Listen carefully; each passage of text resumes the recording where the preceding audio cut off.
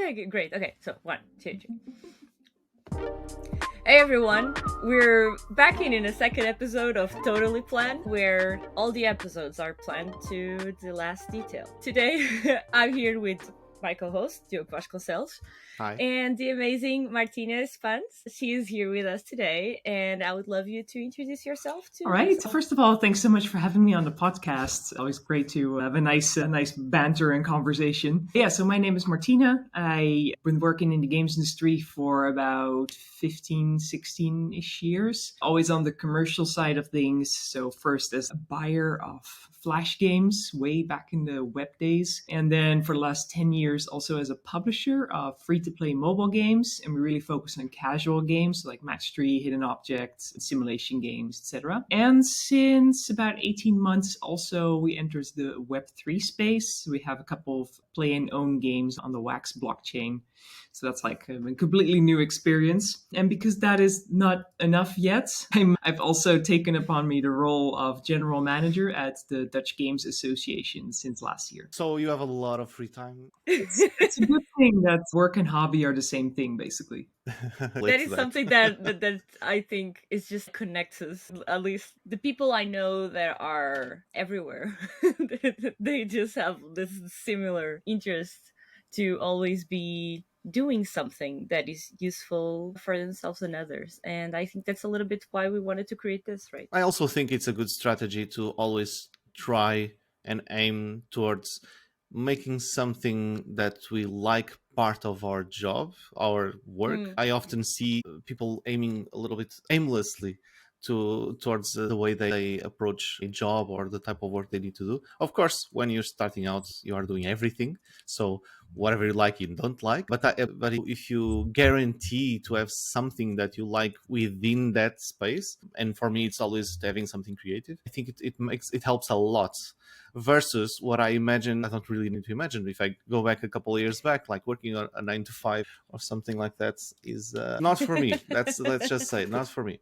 Yeah. And I would like to go on off that. That's like exactly the reason why we met. It was because like in every event, you're not only like a great speaker, but also you are a great host because you keep being one of the people that is there in every panel.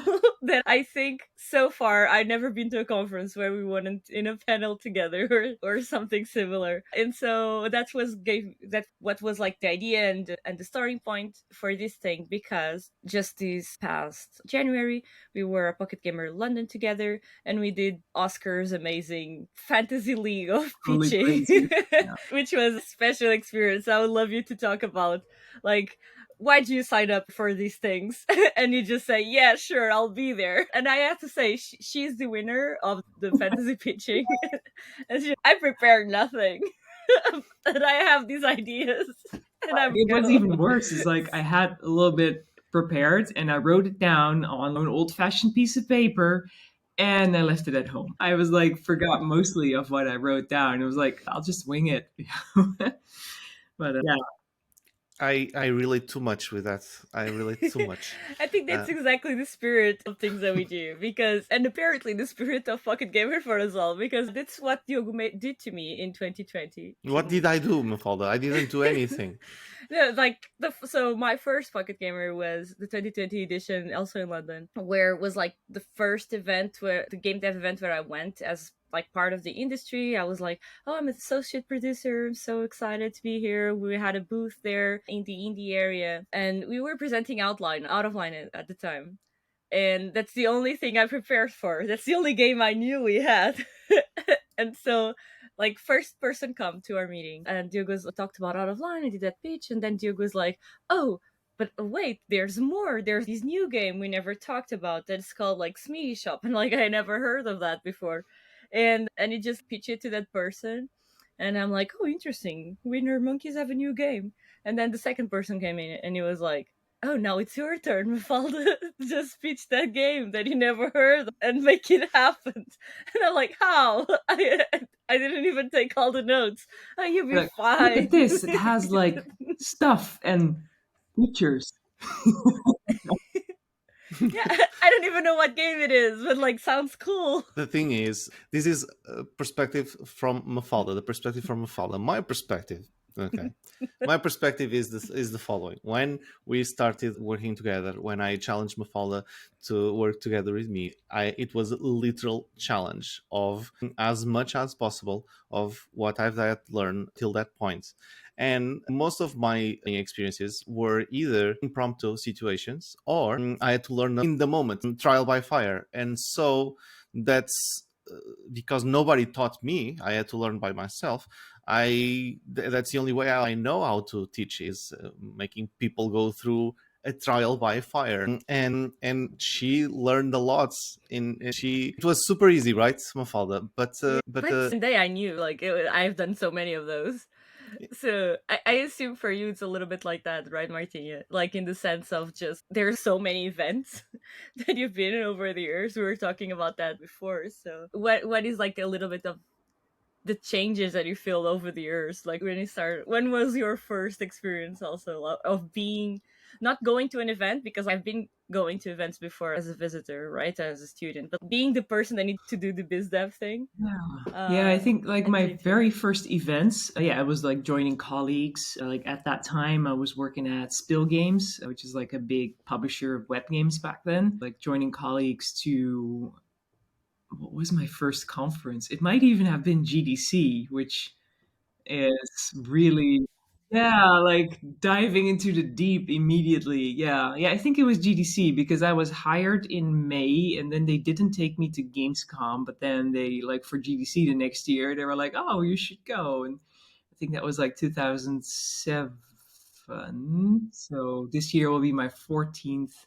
Oh no, there was the pandemic in between. But yeah, it will be my.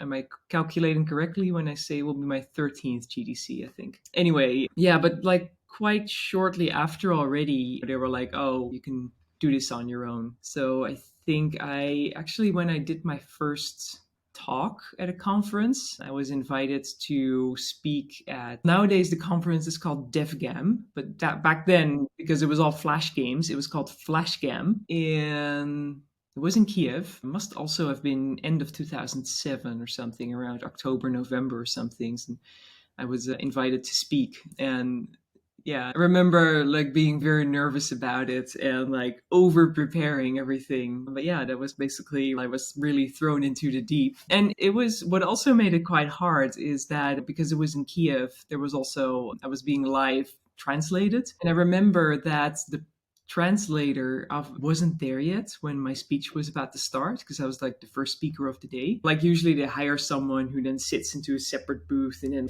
talks into sort of the audio stuff for people with headphones on so they can be live transcribed basically. But yeah, that wasn't, the person wasn't there yet. They were stuck in traffic. So then actually one of the hosts of the conference like stood next to me and I was like, speaking a sentence, and I'm waiting for her to repeat it in Ukrainian. Yeah, I guess you could say that I was like just thrown into the deep like that. Afterwards, people liked it, and a lot of people like walked up to me and told me that they found the talk very informative. So I guess I made a right impression there.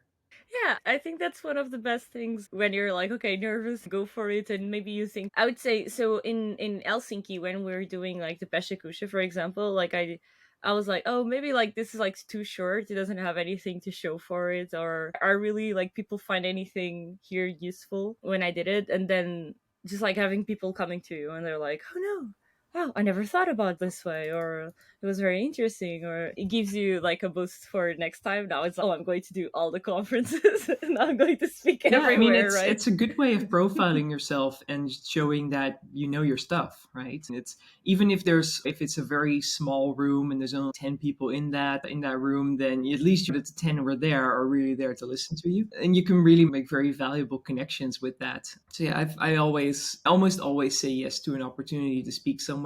It's because it does such great things for networking. Yes, I do now also take every opportunity to do talks, but before I was a little bit more afraid of doing that. And I've as I was being pushed to do more talks, that I was doing it better and better each time.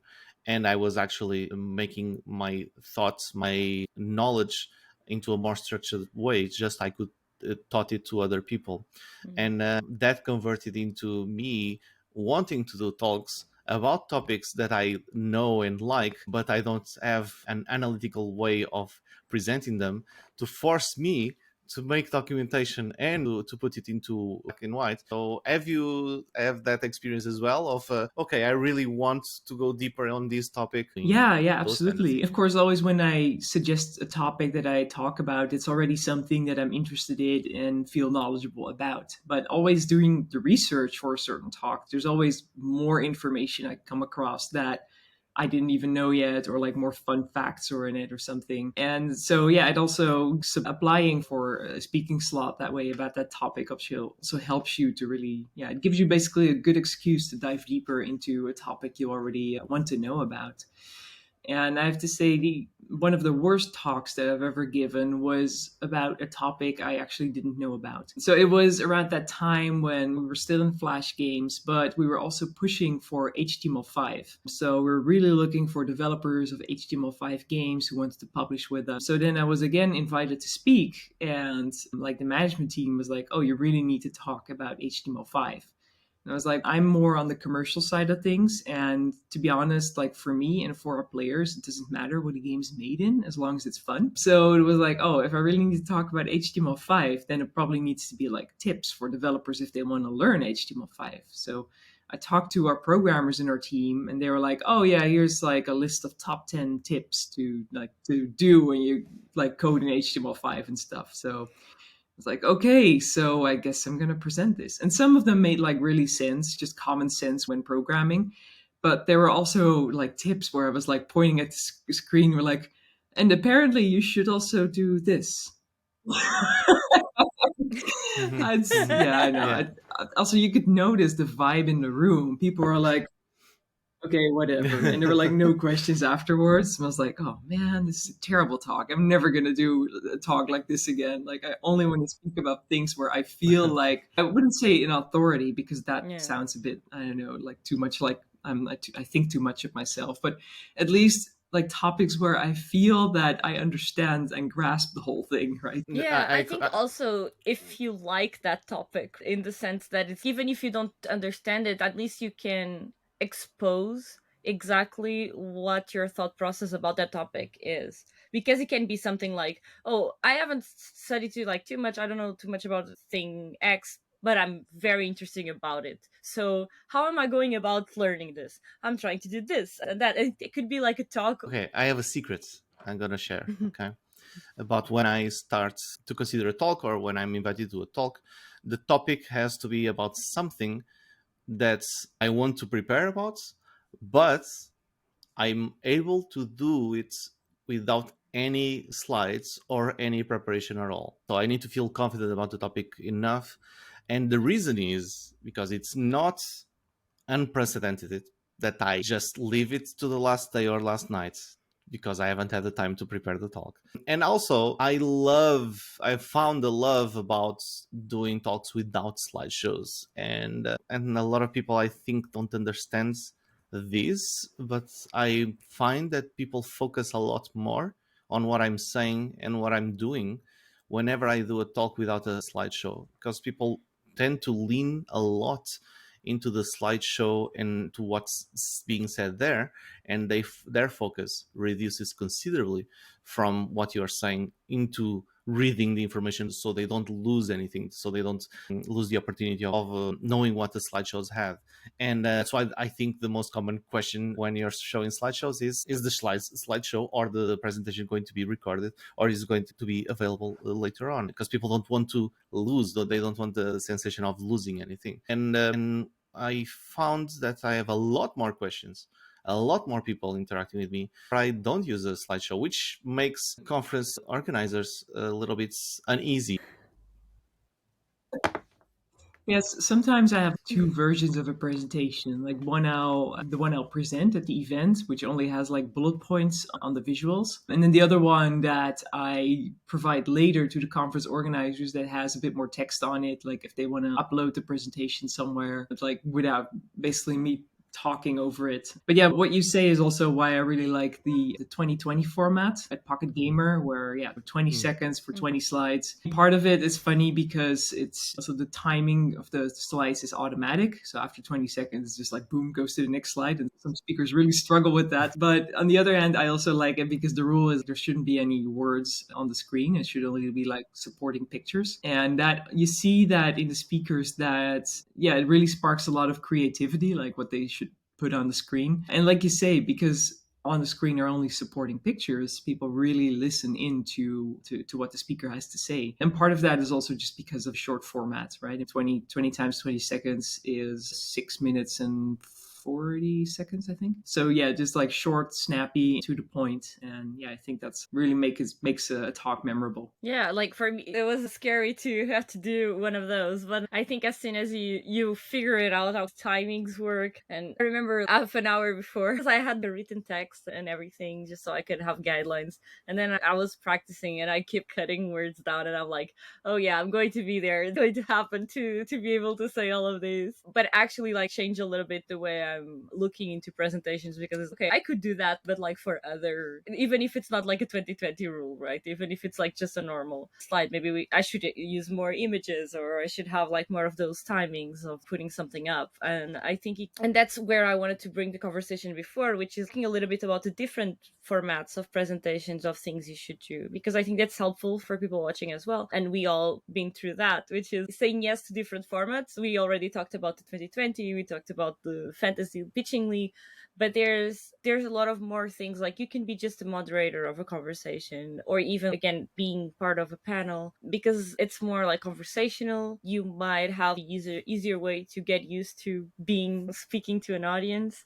And yeah, so what do you guys feel about just how to like direct people into not being afraid of trying those out? Also, it's okay if you feel you're not able to go straight for talks, how can they just put themselves in that space where they can try it out by Yeah, I doing think other being things? part of a panel on a topic that really interests you is a good way to go into it. Because in a panel, there's usually 2, 3, maybe 4 panelists even. And you can always lean into what another person is saying and then build onto that. So even if the moderator maybe asks a question and you're like, ooh, I'm not exactly sure about that, like maybe someone else will pick up the question. You go, oh, actually, I have something to add to that. So that can really help. I do like it when upfront, before the panel starts, the speakers do get to see a list of questions, or at least know what to prepare for, and maybe they can already think of a few nice anecdotes and like maybe look up some statistics to back up their answers to the questions. So yeah, also when I'm moderating, I really want to make sure that I prep questions that are applicable to the speakers. And if they have a wide variety of backgrounds, I want to make sure that there's something for every person on the panel to shine. There's a question for every one of them where they can really go, oh, actually, this is my topic, and then really lean into that. And that, I think that makes the topic gives it more variety. Also, fun anecdote about absolutely the worst moderating experience that I had was also, again, on a Pocket Gamer Helsinki event. I was in Helsinki, so I think I had one British guy and I think 3 Finns on the panel. And I had a list of questions. Sounds like a joke. Right, exactly. 3 Finns and 1 British guy walk into a bar. No, walk into a panel. Exactly. But yeah, I had a reasonable list of questions, not super long, but definitely enough to fill a panel of 30 minutes and 10 minutes Q&A. But with every questions I asked, the Finns were like, yes. So yeah, like the panel was pretty much done after 15 minutes. And I just remember sitting there on the stage staring at my paper with questions and just like drawing a blank. Shit, what do I do now? Yeah.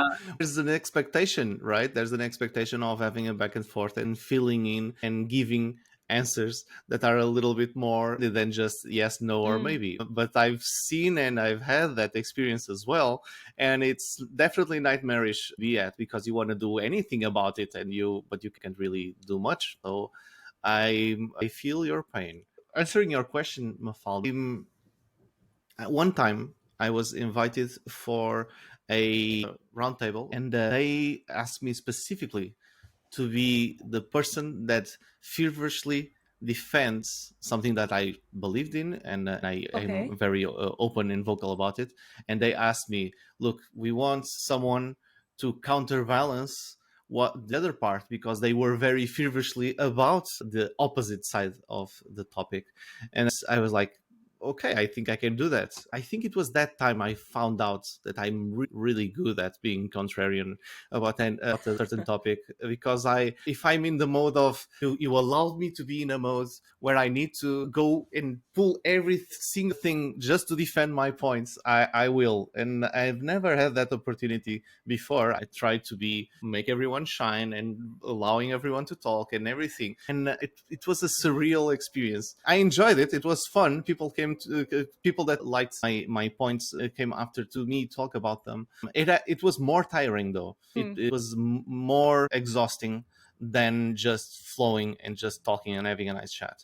And so just answering your question about how do you invite other people to do these kind of moments, I would say that if you like to talk with your friends and your colleagues and discuss topics deeply, and at lunch or having a coffee and having that discussion, there's no reason why you wouldn't like to do something like this in public, other than being afraid of speaking in public. And that's something that anyone, in my opinion, will likely be able to work it out. It's not easy, but I think it's workable to learn how to enjoy it, because it's actually fun. For me, at least, it is. It's a little bit of a way of putting your expertise out there, but also challenge it a little bit, because like then you can understand if you are on the level of your peers, if everything is okay, or if you need to, I don't know, if you want to practice a little bit more, but in a safe environment, right? I want to say something about the terrible experience that you just had, because it's about having that same experience on the moderating side, because that's exactly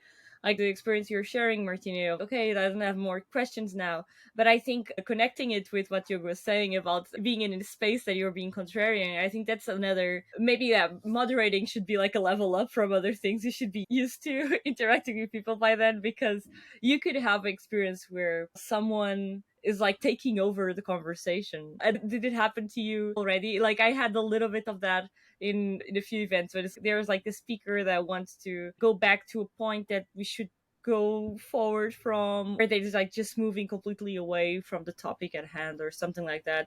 And you need to be graceful about it and try to not just like interrupt the person, but also it's like I need to steer the conversation ship. And yeah, so I was curious more like on that side as well. Like what do you guys have any stories around those moderations? No, I think I've been quite lucky. I haven't been in many of those conversations yet. You know, there are definitely times where a panel was like gonna run over time and I had to cut it short and things like that, or like an imbalance in the panel where one person has like half of the speaking time and the other three people have to share the other half, basically. So then I would really pointedly ask questions to the people who haven't spoken much yet. Mary, what do you think? Just to really give the words to one of the other speakers. Of course, only where that makes sense, if their expertise really matches with the question asked. But I think that's also one of the major jobs of a moderator, just to moderate, right? To make sure that all the speakers basically have a chance to contribute something. Yeah, I would say like a thing that solves that is just humor, right? If you're in a situation that you don't know how to handle, if you make the audience laugh a little bit with you, oh yeah, like we're going over time now, or if you make something that helps you get out of that. I had that a little bit with a panel about.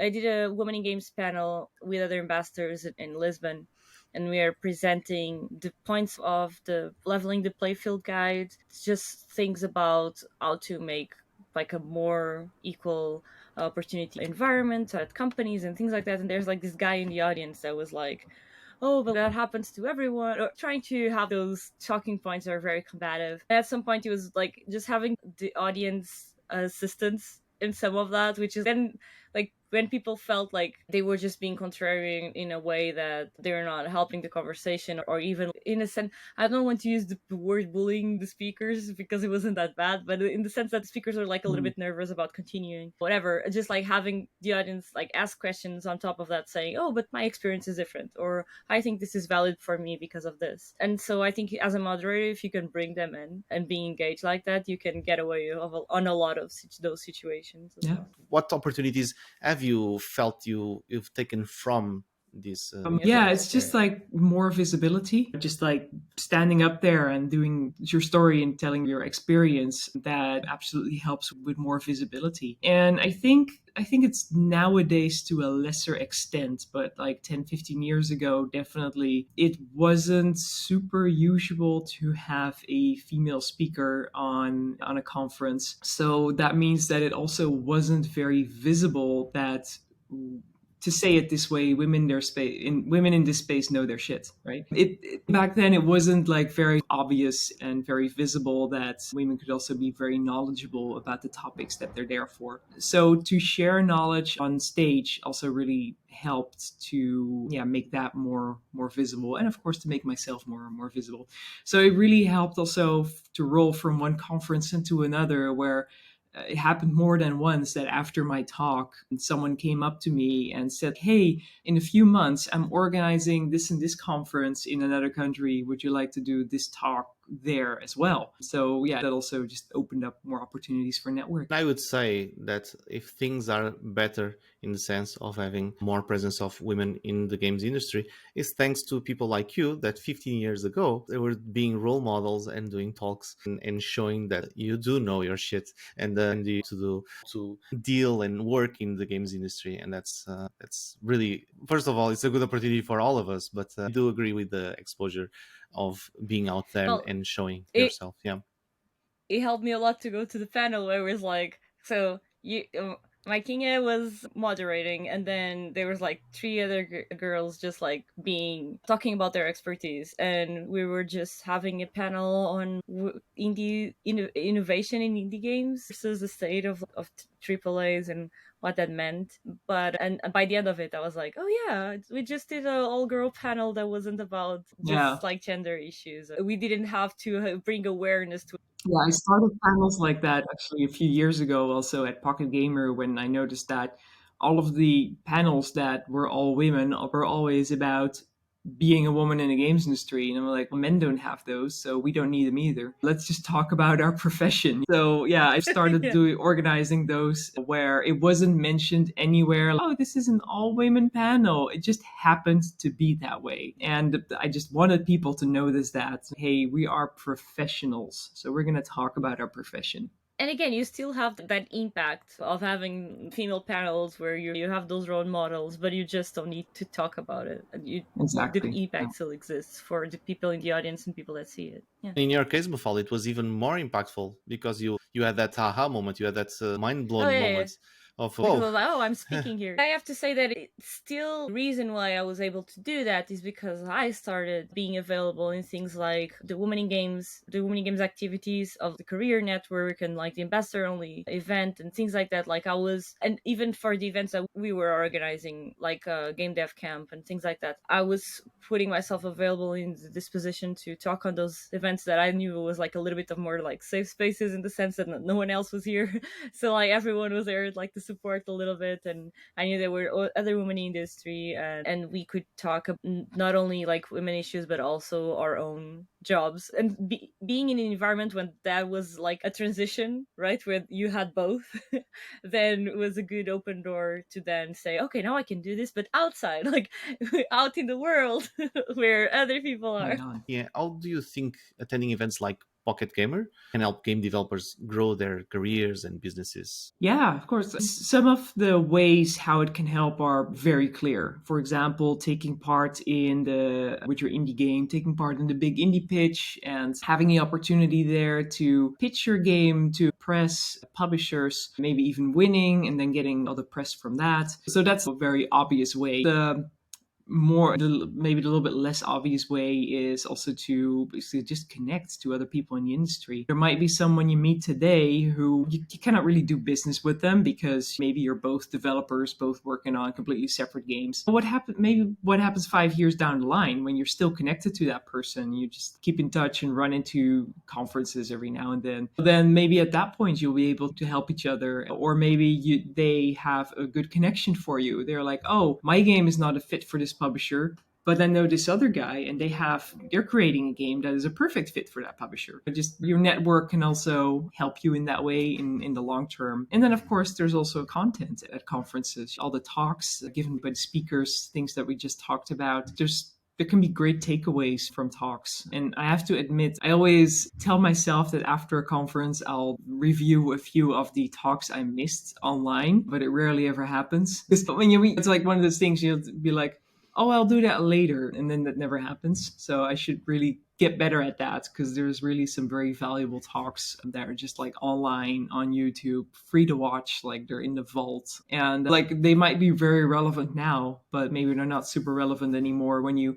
finally find the time to watch them 2 years later or something. Because especially in like mobile game development, for example, what might be a really good advertising strategy right now could be a terrible strategy in 2 years.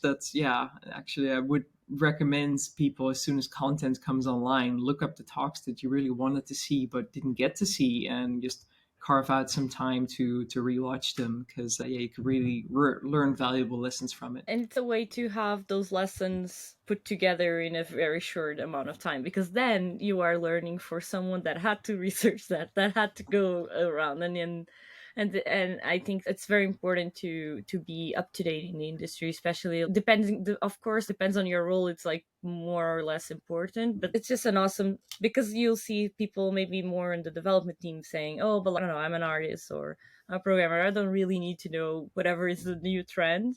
But if you do, then maybe you are more empowered to push back on decisions, to push your ideas forward, because then you can relate to that. You know, oh no, but I've been to this event and like this is the hottest thing right now. We should definitely do this. Yeah, definitely. And just also looking outside of your own craftsmanship a little bit helps you just get a more well-rounded view of the industry. Yeah, Oh, yeah, I think that's and the most important point actually that you brought, because I remember, so when I started to have first international events, which in here was Trojan Horse was a Unicorn. My first year there, the best talks I went to were all the ones that I had no idea about. It was like just like VFX type of things that are like I did nothing, and I didn't want to go on that side of the industry. But that was like everything was mind blowing, right? Because it wasn't my path. So oh yeah, they do that, and this is possible, and this is a path, and oh, I should definitely be in touch with this studio or person or whatever. It expands a lot of your like just your horizon whenever you know that Yeah. this exists and is a thing. and and as a producer role or as a studio director, having a broader knowledge and understanding of the different areas of the games industry, but not necessarily knowing everything or an extremely deep knowledge of it, is very useful in communicating with your team, communicating to have a better product, generally understanding what things are being discussed, knowing that weird term that you never heard of up until that talk. For me, Pocket Gamer is part of my strategy as a biz dev. It is the first event of the year that I go to. And this has a particular effect, which is the reason I do it isn't necessarily just to either pitch or have something really ready for January. It's more of it's the first moment I tick with everyone that I'm interested in along the year to tell them, look, we're still here. We are working on this project. It's still very early on, but look at it. Maybe you'll like it. And across 6 or 8 months of conferences and events, they will see something that is growing. So my expectations in my strategy is the start of the year usually are very low, but it's more about connecting. And as the year progresses, I show evolution of the project. Not Yeah, it. I'm mostly on the receiving end of pitches as a game publisher. But what you say is totally makes sense. And I also see that from developers that I meet with several times. Or maybe after the first meeting, like we follow up, I give some feedback, and then a few months later or something, we meet again at another conference and I see the progress that they made. So that definitely helps to keep in touch. And that's something that I would recommend for any developer who wants to like reach out and keep in touch with publishers. It's first of all their feedback from their experience is of course very valuable, but also that way you show that you listen and you care about their opinion, and also that you want to take them into process, take them on your journey of your development basically. So that's definitely something that can help. And then the other part, of course, I also, when I go to a conference, have meetings with maybe potential partners or like platforms that we want to go to, and setting up deals for that usually takes quite a bit of time. So then it also helps to build a relationship and build trust when you've met each other like several times. I guess for the biggest part, going to multiple conferences is also meeting multiple types of developer subcultures. The people that you run into at GDC, for example, are not going to be exactly the same people that you run into at Pocket Gamer Helsinki. Going to several conferences helps you to connect with different developers and different subcultures from the world. But at the same time, if you do meet the same people there, because they're also on the traveling circus, as I call it, it does help to make that connection a bit stronger and really deepen out the plans before the deal actually materializes. The thing I'm most proud of is making new friends that I've then followed up, not for work reasons, but because we've met so many times and we discussed so many things that we end up sharing a little bit about ourselves as people, our personal lives, and we connect. And that's something that I take a lot from. I think it brings a lot of value. And even without thinking about, oh, I need to take something out of this interaction, I've had, for example, an experience where I've met the same person over 5 years, 3 to 5 times a year, and never really having something that was personally connecting, but personally it was. And 5 years later, when they found something that they felt it fit really well for me and for my company, they remembered, oh, maybe I'll talk with Diogo. Diogo maybe needs help with this particular thing, and that made me so happy. Just being remembered by someone that you grew professionally and personally through these experiences. Yeah, it's weird doing biz dev, in my opinion. No, but I think that's exactly what networking is for. Just for the people that might be watching and hearing that word thrown a lot because we keep bringing it up, but it's just the act of um, making professional connections in a way that it can be long lasting, that it can evolve to friendships. Like, it's okay, you don't need to just put barriers in whatever that means, in the sense that it's okay, I'm just interested in this person if they have any value to me, because that's a very I would say a little bit dark way to see it, is, oh, I just, only if you have exactly the product I want, or even only if you are, I don't know, a publisher or whatever. Or because talking about Pocket Gamer specifically, for example, for us, is just Never Monkeys is a PC and console studio, so is we're and that's a conference that is mainly geared toward mobile, despite being open to their platforms and having other opportunities. That's like a main focus, and it's still very relevant for us, because again, maybe one day we need to port our games, and then we connect to people from there, like on the mobile side. Or maybe we have clients that want something more on the mobile, and then we can, okay, ask around and have those expertise in our group, Yeah. and make cool friends No, in the absolutely. As invisible you way. say, that more methodical approach of only talking to people who are like relevant to you or something. I don't know, I always find it hard to connect with those people because you feel that vibe during the meeting. It's almost like it doesn't really fit that much into the games industry, right? Because we're all like in the industry for a passion, and we all really love talking about our projects and connecting. And when you have literally had it at parties where someone would run into me like, "Hi, my name is, here's my card. What do you do?" "Oh, I publish mobile games." "Oh yeah, we're into PC." "Okay, have a great night." And then they're off. What about, "Hey, how you doing? How's your conference going?" I'm a person, damn it. We should But have a T-shirt. What happened to how's your conference going? So like people would know. I'll go into why I think that happens in a sense. When I was starting, I had zero idea of what to expect from what networking was. And from what academy and from what popular media aims you at is the hustle culture of the US. And so I thought when I started that this was the expectation. And so starting out, I might have been a little cringe, but I was very fortunate. In the first event I was at, I met people that said, look, you're young, you're starting out. You're like, it's literally my first event. Come with us, meet our people, and let's talk a little bit about it. And they entered me into it a little bit because they maybe they saw someone that they thought was interesting, or at least I was not trying to be mean or anything. So I guess that there's that. And then later on, I've been on the receiving end and seeing that hustle culture being applied to trying to just forcibly meet, and it doesn't feel good. Like you said, it feels the vibe. Right? There's different ways of maximizing if you really want to. And also, to be honest, that's also what I really like about my job at the Dutch Games Association, because when we're there at an event with a booth and someone comes up to the desk, there's always like some sort of connection I can make to them. Oh, you're like, I don't know, a web game developer. Oh, come talk to this Dutch company. Or oh, you have an ad service. Okay, come talk to that Dutch game company and stuff like that. There's like, from my role for my own company as a mobile game publisher and Web3 publisher, there's only so many things that I can really have a good connection with at that moment.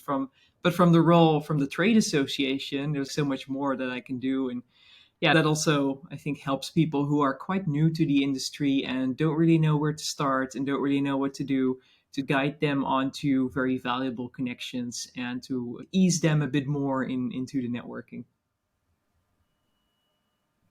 Yeah, I was exactly now going to say that, Martin. It would be great to go have a little just point on the association itself, because I think that really wraps up a lot of what we've been saying so far, in the sense that this is what we've learned for us individually and for companies, like professionally. But then I think the power of all of this is when you then can amplify for your area of influence, for your trade association, for your local communities. And because if you know that they exist, and if you don't know anyone else to talk to, you can go to that booth, and that will be full of a diverse range of developers that have that passion of just help their scene grow. I mean, with the association, there's a big part of it is the events. Obviously, there's other things that we do as well, but like within the Netherlands, there's like knowledge sharing events, but also like when, for example, sorry, that was my dog. With GDC, we put up a very big Netherlands pavilion where like all the Dutch studios have a chance to showcase. But also now at GDC, we're putting together like a lounge where basically we offer a networking space for Dutch developers. So that's very much sort of boots on the ground and a very hands-on approach of facilitating networking. But other than that, as the association, we also sometimes just get like requests from people outside of the industry. Think of something of the news, like they have a news item and they want like a developer to come talk some show, or it's from organizations from different countries who are basically looking to facilitate networking, or they're looking for speakers on certain expertise and they're reaching out to us as the trade association. Hey, do you have experts on topic X? So things like that, I really enjoy that sort of facilitating of, first of all, growing the Dutch games industry, just growing a stronger network in basically inside of our members, but then also branching out and like really growing that strong Dutch network and branching out to other parts of the world, almost basically like becoming a trademark. Oh, Dutch developers, okay. And then, yeah, sometimes it's looking at other good examples. I guess that's basically what the Finns have established a little bit. Many people know that in Finland, there's a very sort of strong connection of developers and a strong network where it's like it's big, but it still feels intimate enough that a lot of people know each other and help each other out. And that is absolutely something that we also want to facilitate within the Netherlands. Yeah, I think that's the most powerful thing that we can then bring for the outside, which is if you want to show on this part of the show your little box of events, because guys, if you've seen the quantity of things Martina has been to, you'll understand like how that then can translate to a community and to a network, because I think that's a little bit of how you feel fulfilled afterwards, not only again for yourself and here for your personal and professional growth, but then how can you bring all of that back and yeah, So, start just a little fast. disclaimer, it's not necessary to go to these many events. I know a lot of people are very conscious about their carbon footprints and travel and all that. So, it's not necessary. But yeah, over the last 15-ish years, first of all, like for the camera, like the box is a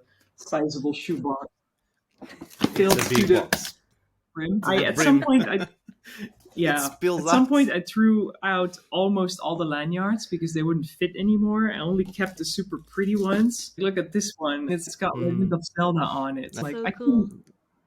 could Yeah. not throw Wow. Oh, that that's Yeah. away. I That nice. don't even looks know good. where it's from anymore, but I couldn't throw that away, obviously. But yeah, and there's like a couple of other knickknacks in here, but for most part, it's only badges. And I haven't counted them recently, but I've easily been over 200 conference or something throughout all those years. In my worst years, I think I went to like 15 conferences a year. Yeah, Oh, yeah, not no. like that. That's a Did lot. you stay at home? My heart thinking of all the hotels and the travel and everything. Just it's fun, but it's It was how do fun, you but deal with all definitely of the? not always useful. Sometimes I went to an event and I like evaluated and I Mm. was like, okay, I actually didn't really make any new useful connections here. Maybe I could have done without this. So I don't do that many anymore now. I think I do about 6 or 7 a year now. That's also like from the Mhm. combination role of like my own publishing studio and then the Dutch Games Association. Of course. And I think that's a way that you can bring that experience to what you do that now with the association, for example, because it's if a new dev, it's like they don't have a lot of traveling budget or cannot go to all the events. At least like bringing their expertise of okay, so what you're looking for, okay, in this conference maybe it's better for this or for that. And my biggest advice, I haven't been to all of them yet, and not by a long shot, and but it would be to go to the local ones first. Just go to your local meetups, go to whatever is like a games week type of event that you have there, even if it's like b2c. Diogo and I have been talking a little bit about that, especially with students. That's like sometimes that's like the first gateway to get to know people, because it's like yeah, it can be a b2c event, maybe it's more like gamer vibe, there's like streamers there or whatever, but if again we're passionate for the field, maybe you'll find other developers being there, maybe you'll connect to those people.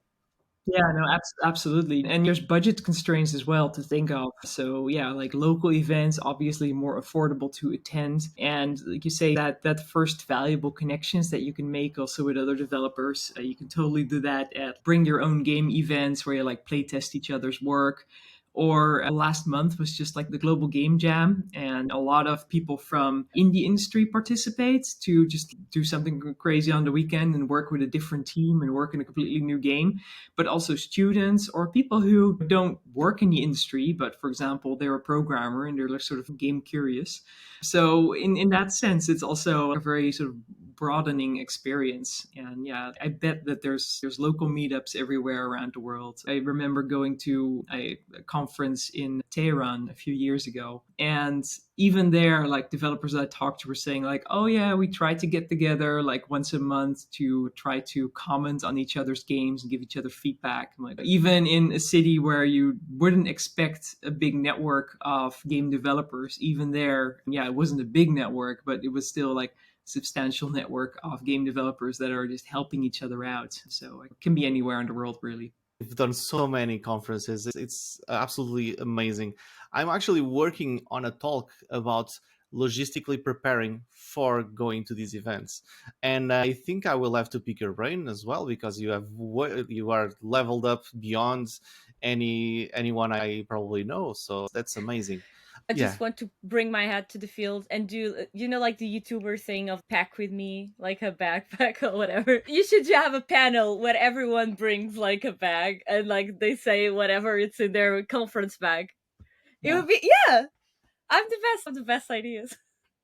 I have a very specific way of doing things, and to the point that 2 days ago, I used the deodorant that I only use Hmm. during conferences, and but because my regular one had run out, and my mind triggered into, you are in the mode of work, like and after parties, and don't drink too much this night. Like my mind like immediately connected with the smell of the deodorant. So that's how specifically I do these things. It was mind blowing. It's really weird. I'm a weird person. Okay, don't judge me too much. But I'm going to wrap up with a question: what is so great about Dutch game developers? Tell us what's the most amazing thing about Dutch game developers. Who and where can we follow you? Yeah. Well, yeah, first of all, like the Dutch game industry has not only a lot of talent and creativity, but also a lot of innovation is born out of just thinking differently about games. When you think of Dutch games, a lot of people, of course, think of Guerrilla with the Horizon series. It's also games that were very creative indie games that were brought into the world. Ridiculous Fishing is maybe a title that some remember, where I'm not going to give any spoilers, but the title of the game says it all. And then the latest really interesting one, for example, was Secret Shuffle, which is like a dance game, but I know, just very short pitch on it. It's you can play it with a room full of people and you're all listening through your ear pods. But then there's different game modes. For example, everyone's dancing to the same music, but one person doesn't hear any music at all and he's just like trying to awkwardly copy the moves of the rest. And then after 60 seconds or something, have to try to guess who was the faker. Like really weird stuff like that is just like lots of fun. Yeah, I think there's definitely a lot of sort of innovation and creativity. And my last part of the pitch about why Dutch game developers are so great, we also have a very blooming serious game industry. So games for like training or healthcare, like there's a lot of innovation on that front as well. So coming from the Netherlands, and absolutely some great projects that also help the industry outside of entertainment. So yeah, that's I'll stick to that because I can talk to that I could talk about it all day long. My socials, I'm mostly active on LinkedIn. You can easily just find me by searching for Martine Spaans. There's not that many, so you can easily pick me out of the list. I'm not super active on Twitter, but you can find me there as Aston_Martine, and that's because I love cars and Aston Martin, Aston Martina. It was meant to be. It was meant to be. Or if you want to connect any other way, I can easily be reached by email, and the easiest one of my emails that I can share here is martina@dutchgamesassociation.nl. All right. Thank you so much. Thank you for saying yes for this amazing conversation and for showing the best lanyards ever. Yes, I know. Yeah, it's a box. I admire that. I know the work and effort that box means. It's incredible. Okay. I feel very grateful that I've been able to just have all these experiences, and all these little conference badges should basically tell me basically where I've been, what I've done in the world, and how many people I've been able to connect with. I'm very grateful for that. So we've reached an hour, I think, and that's the aim of the Totally Planned podcast, because we totally planned this. And we gave all the notes to Martina before. She knew how to get into this platform to do the podcast. All the talking points were written down. Mafalda was amazing at it. She woke up really early for this podcast, wasn't it, Mafalda? And yeah, thank you for listening in. We now are going to try and grow this podcast more and more with your recommendations. We reached over 100 views on the first one. We have a Patreon supporter. Thank you very much. And we will try to share on our Patreon more things, bloopers and extras, and some other opportunities that we're going to share with our single Patreon. But he's the best one. Thank you very much. It really means a lot, and we're trying to do our best. We're terrible at podcasting, but we're trying to do our best. So thank you. And thank you, Martina, for accepting to talk with two crazy people who wants 12 others. Thanks for inviting me. This was a lot of fun, and keep practicing at podcasting. Just keep doing this. Thank you. That's the plan. Thank you. Bye. Bye. Thank you. Bye-bye. Cheers.